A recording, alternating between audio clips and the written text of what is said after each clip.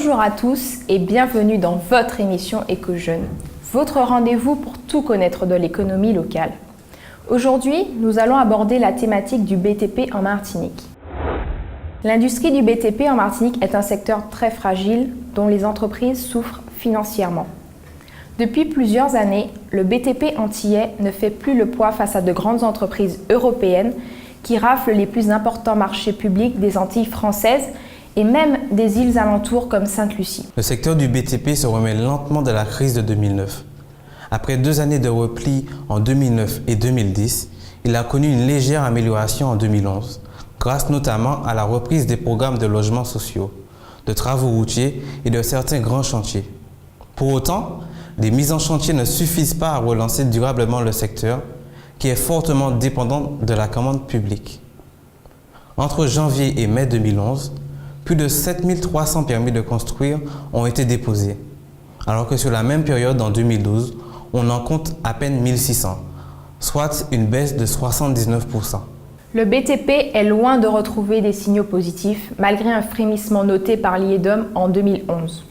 La faible augmentation de la production de ciment reste un signe de la faiblesse du secteur.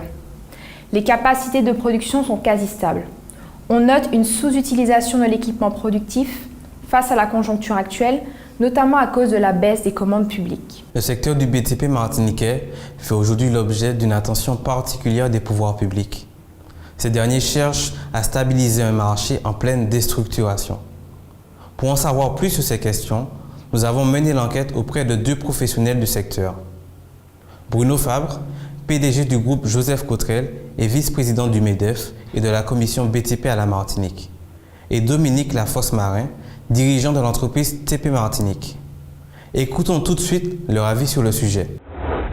Entre 2008 et 2013, les chiffres du ciment ont chuté à la Martinique de 35%.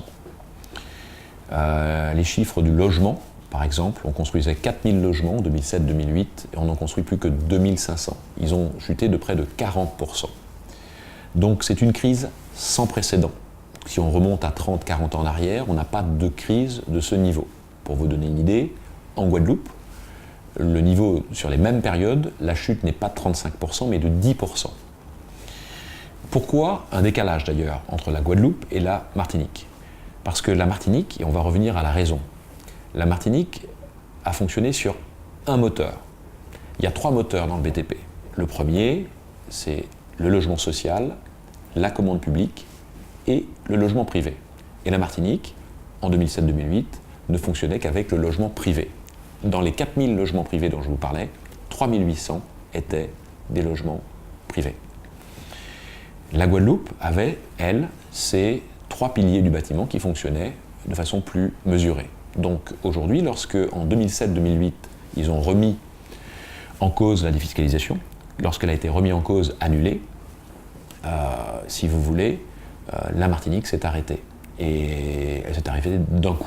Il faut savoir qu'en Martinique, il y a un parc d'un peu moins de 20 000 logements sociaux, mais qu'il y a une demande aujourd'hui qui est non satisfaite, de l'ordre de 7 000 demandes de logements sociaux non satisfaites. Donc il faudrait construire.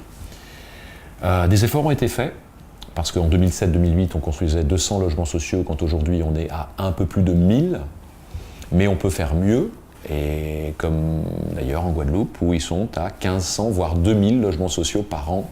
C'est ça l'objectif qui serait bien d'atteindre, et l'État peut naturellement, a son rôle à jouer dans ce domaine. Aujourd'hui, je dirais que ce qu'il faudrait, c'est que l'ensemble des acteurs puissent, si vous voulez, s'inscrire dans un plan global de relance du BTP. L'ensemble des acteurs, c'est-à-dire l'État, la région, le conseil général, les mairies, les collectivités, les communautés de communes, à travers un plan global de BTP, de relance du BTP, pourraient investir. Il faudrait à peu près 300 millions d'euros par an de relance pour véritablement avoir un effet très fort sur l'activité, sur l'emploi. Alors 300 millions par rapport à une demande globale de 800 millions. Ça veut dire qu'il faut vraiment un plan Marshall sans précédent, et parce que le BTP est une filière d'investissement, et l'investissement, c'est l'emploi de demain.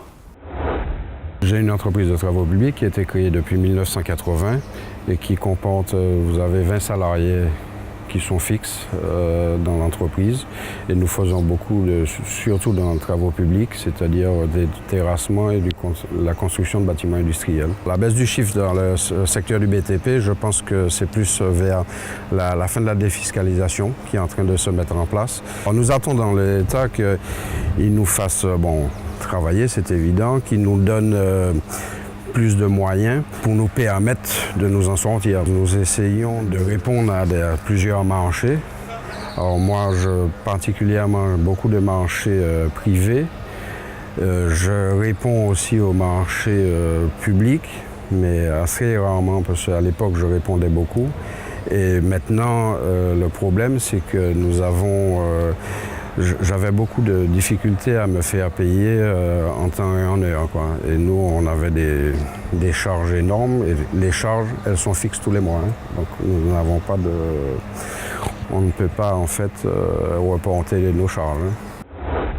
La région Martinique a fixé des objectifs dans le cadre du plan de relance de la région. Premièrement, relancer l'activité au travers de commandes publiques. Deuxièmement, rechercher des financements complémentaires. Troisièmement, sauvegarder le tissu social du BTP, notamment grâce au titre de travail simplifié. Le manque de perspective freine beaucoup les investisseurs, surtout que les signes d'encouragement de l'investissement public proviennent avant tout de crédits engagés sur les fonds européens. Merci d'avoir suivi votre émission Éco-Jeunes. Nous vous donnons rendez-vous pour la prochaine émission. Comprendre l'économie locale, c'est mon choix. Et toi ?